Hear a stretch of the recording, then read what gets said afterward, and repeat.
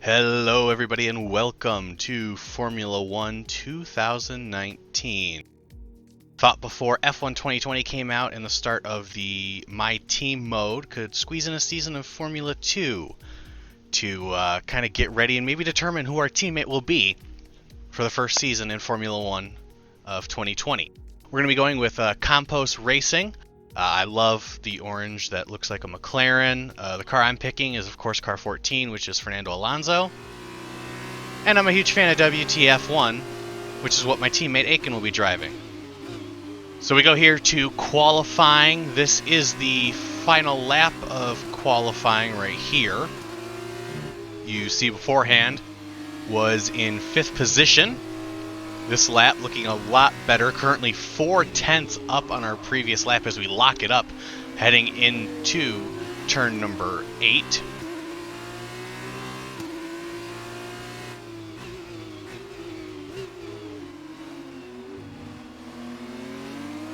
Onto the back straightaway out of turn 10, going to jump ahead now towards the end of the lap. And as we head into turns 14 and 15, really deep in there, to try to get the best run out of the corner. A little bit slower on exit, but still 2/10 up. That puts us P3 for the race. Alright, so here we are. 1, 2, 3, 4, 5 lights. And we're racing. Formula 2 2019 is underway. A terrible start from us. A very Mark Webber style start puts us down to 8th from P3 before we even get to turn 1. We're going to go 3 wide, having to duck below the ripple strips just to avoid major contact. However, we are able to get back up into P6 before the end of turn number 3. Down the straightaway for the first time after frankly abysmal start. I've always had trouble with starts in these Formula 1 games, especially since they added the manual starts where you have to maintain the RPMs. Something I've always struggled with, and I always have a Mark Webber style standing start. We're going to look down the inside of Nick de Vries, Formula 2 champion from 2019. He goes back to 6th as we take over P5, trying to get back to where we started in P3. So as we head down the straightaway here in Sector 2 for the first time, we are behind both the Dams cars at the front, as well as Matsushita and Mazepin. I'm not quite sure how to pronounce his name, I apologize. But as you can see here, we get through turn 11 really well, and it's something I noticed throughout practice, qualifying, and then the race. We're able to get through turns 11 and 12 a lot better than the AI. So that's going to help us a lot, and that's probably going to be our main passing point for this race. As we head into turns 14 and 15 for the first time. So yeah, the whole point of this series is to kind of make it as maybe our backstory for Formula 1 2020, because when you do the My Team instead of the regular career mode, you don't get to do a season of Formula 2 anymore. So we're going to be doing this as sort of like our Formula 2 season as we stick it around the outside of Matsushita into turn 1. And we are going to be able to clear him, and we're back up to where we started in P3. Brilliant. Nice move. We are waving greens because it seems there's a yellow flag behind us. We are green again. Not exactly sure what happened there, as it seems like most everyone's going. However, we do see a car slowing, and we can see one car is out of the race. And looking at the replay here, heading into turns 1 and 2. As they come out of turn 2, oh, the engine just gave on the car and knocks them out of the race on lap 2. So as we resume where we were, as I was saying, it's also when you start the My Team mode for Formula 1 2020, you have to start with a Formula 2 driver as your teammate. So maybe this way we can figure out who our teammate would be. In case you didn't know, you are actually able to pick the late Antoine Hubert. They put him in as a tribute His family approved it, so we may even pick him, but it's going to be down to see kind of who ends up being our best competition for the year. As, at least from this first part of this race and from the first part of this weekend, it definitely seems like the two Dams drivers are the strongest. As we've driven away from Matsushita just a little bit, and we are catching the two Dams cars. We're going to have DRS down the front straightaway as we begin lap 4, and we actually take over fastest lap of the race. That's a new fastest lap for the race. As the two Dams drivers go side by side into turn 1, that allows us to close up a little bit of the ground. Not too much. It didn't help there that I ran wide in turns 2 and 3. We're going to have DRS again. Looks like they're about to battle side by side again. Yes, they are, as they head into turn 4. Now, sector 2, turns 5, 6, and 7, you can't run side by side. Luckily, it looks like the Dams cars for them, they sorted it out. However, they took so long to figure that out. We gain a ton of ground. And now we're right on the back of the two Dams cars by turn 8. Taking a look at the tire wear there, you can see the tires are already starting to go as we qualified on the softs. However, to me, they still felt really grippy. It still felt like the tires were okay, but I knew you couldn't stay out too long, because even though it felt good, the pace itself would definitely be gone. As we head into turn 11, we get another good run out. However, right here, because it didn't look like I was going to have any room to go either way, it looks like I was going to get chopped, just decided to stay behind, get a run down the straightaway here, so that way we get a good DRS run down the main straightaway and maybe try to take him into turn 1. Right behind him right here as we lock up the left front. Not good, but we are pitting next lap. Be aware we expect the grip levels to start falling away soon. You can see we're being told even the grip levels are about to start going away, but we are boxing this lap. Push now. We're boxing this lap. We're leading our teammate by 5.3 seconds. Yeah, Aiken was fast in practice. He was actually faster than me, but just something happened in qualifying that put him in the back. However, if he stays back there, it should actually help him for the sprint race when the points finishes are inverted. As we head down the straightaway into turn 4, late on the brakes, down the inside, side by side through 4 as we head to 5, trying to clear the Dams driver, and we are able to do so, as now it's Latifi in front of us. It'll be interesting to see which Dams car pits with us, if it'll be the one in front of us or the one behind us. As about half the field should pit this lap, about half the field should pit the next lap. With this being such a short race, there isn't much time to do a lot of strategy.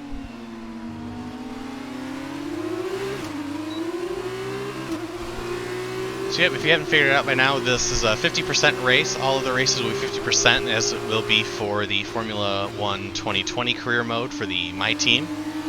It's usually about what I run. I've been running since 2010 as we look to the inside of Latifi, but not able to get it done. And we're just going to stay behind as we get ready to head into the pits this lap. Don't give DRS as an advantage. Keep an eye on your distance to the speed limit line as you approach, and make sure you don't speed. Taking a look on the outside, a little bit later on the brakes than he was, but he's able to send it in a little bit more, a little bit of contact as we exit the final corner. And it looks like Latifi's going to stay out, and we're going to be heading in.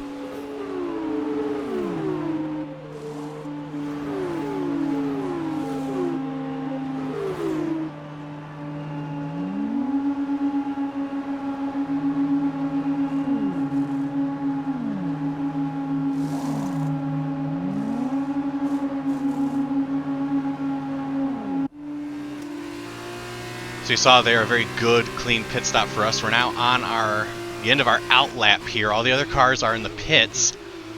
And we just need to see what the gap is to Latifi. Did we manage to maybe overshoot him here? Did he manage to gain a lot of speed on that last lap?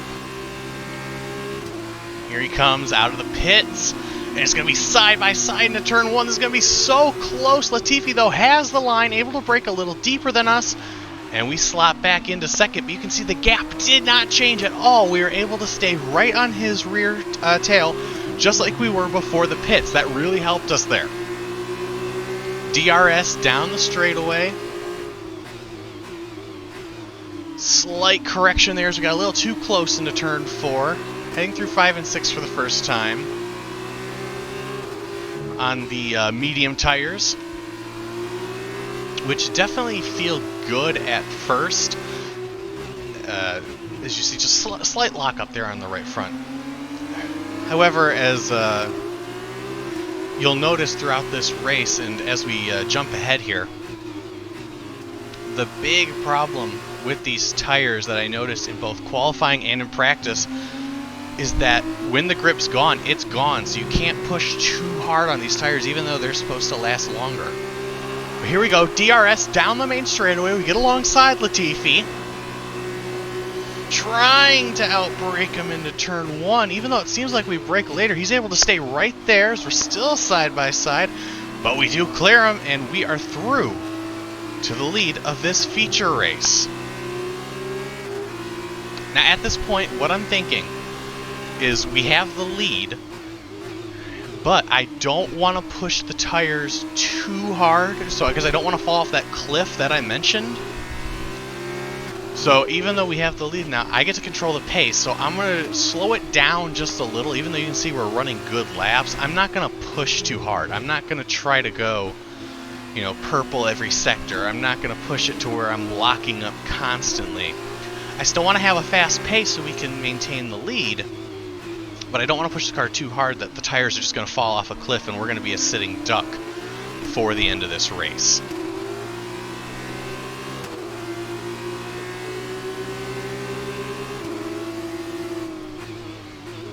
Through 11 and 12 once again, and we get such a good run out of that corner compared to the AI. I'm not sure what it is, but it allows us to get through there pretty well and open up a nice gap of about half a second.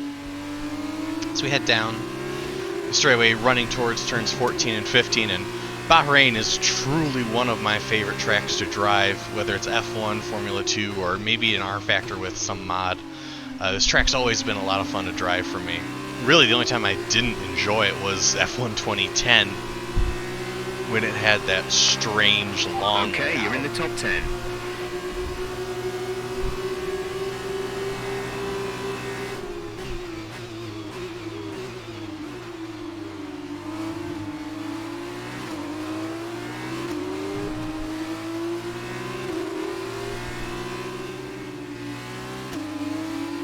Alright, jumping ahead to lap 10 towards the end of the lap here.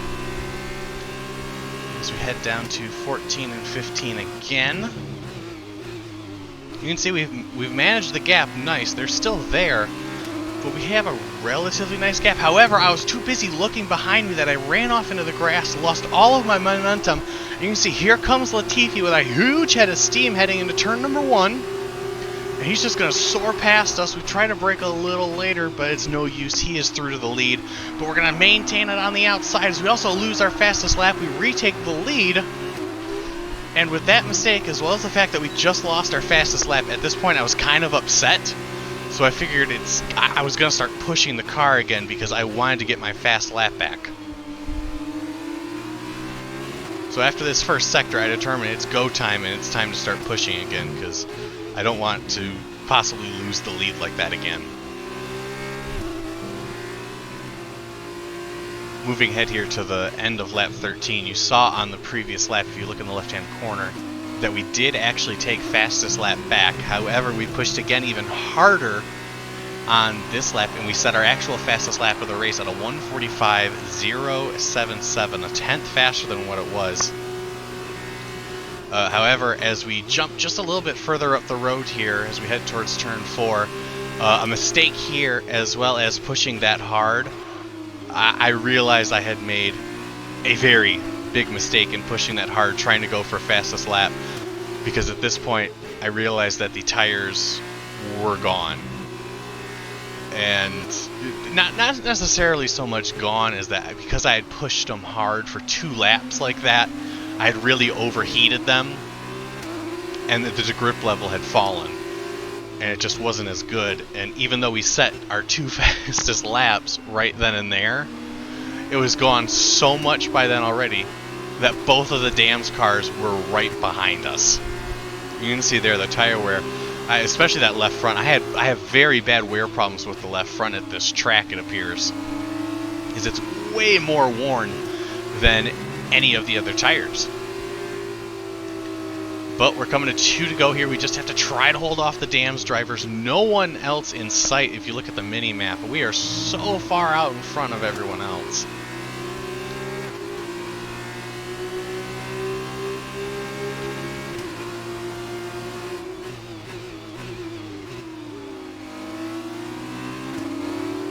Out of 14 and quote-unquote 15, which I don't even really consider a corner. 2 laps to go here. We can see the Dams cars getting closer. Here comes Latifi. He's going to have a huge run with the DRS side by side into turn 1 once again, and he has it. We've lost the lead of this race with just 2 laps to go. After taking the lead from Latifi, setting the fastest lap of the race, we're now in second again. We have to try to get it back. So at this point, I'm kind of thinking of when the best time to try to pass would. However, the tire grip still isn't quite there, so I have to kind of try to take it relatively easy without Latifi getting too far ahead. So that way, towards the end of this lap and on the last lap, I can actually put a charge in with some tire temps that are a little cooler, and it'll actually allow me to get past Latifi pretty easily. Heading into turns 9 and 10 for the second to last time. You can see Latifi gets through there a lot better. We kind of get near him there towards the apex of turn 10, but he's able to get a much better run off of the corner for us. Luckily we have DRS, however my hand slipped. I accidentally turned it off for a second, which didn't necessarily help our cause there. But through turn 11 and 12, we get such a good run. But once again, I just know there's nowhere to go with that. He's going to be blocking us. So it's just best to hold on for the last lap of the Grand Prix. Running a little wide there out of turn number 13, down the straightaway, coming to the last lap of the feature race of the first race of the season. Qualified third, have the fastest lap.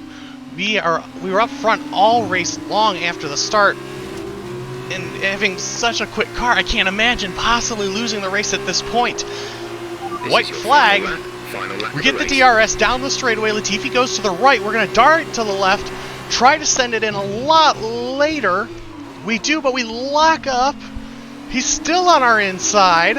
Through turn 2, we clear him, but he's going to have the DRS now as we head onto the straightaway towards turn 4 for the final time. The Dams cars slipstreaming together, and here comes Latifi. He sends it up the inside. And now this is what it's going to be. It's going to be side by side. You're not supposed to really go side by side through turns 5, 6, and 7, but as you can see, we do it anyway. Latifi with a slight advantage, but we get through turn 7 a lot better down towards turn 8. He has the run in, but we get a better run off. It's going to be side by side as we head towards turns 9 and 10 for the final time. Latifi still there on the outside. He breaks way later into the corner, runs off the track, and we're through to the lead of the Grand Prix. Latifi actually loses second in the process. Just like that, Latifi loses the lead and drops all the way back to third. And now we just have a couple more corners to go through 11 and 12. We get a little squirrely, but let's look back at what happened here. You're riding on board with Latifi. And he didn't lock up or anything, just drove way deep into the corner, went off, and there was nothing he could do. A relatively unsafe rejoin, if you ask me, as he nearly ran right into his teammate, but just like that, he goes from the lead to third place. Here's what it looked like from third. You can see we're side by side as we exit turn number 8. Heading to 9, he just sends it in there and completely misses it. We even lock up a little. Oh man, that was so close between the teammates. But anyway, back up at the front. Through 12 into 13 for the final time. an incredibly exciting final lap here at Bahrain for the feature race. We still have a sprint race to go for this track, but it looks like on debut for Formula 2, we're going to come home victorious in Bahrain. Started third, fell all the way back to 7th or 8th on the start, worked our way back up to the front, and we come home victorious. Superb driving. That's the race win. So another fantastic victory for Campos today. Tell me, Davide, what was the key to this success? It was in the driver's tape. Dorian Boccolacci takes the lead of the Drivers' Championship. Now then, Davide Valsecchi, who would you say was your driver of the day? Alex, let's give it to Mahavir Raghunathan. He gained so many positions during the race. He deserved it. And now a look at the team standings. Dam's moved to the top of the table. Goodbye for now then, but we really are just getting started. Make sure you join us again for Lights Out tomorrow.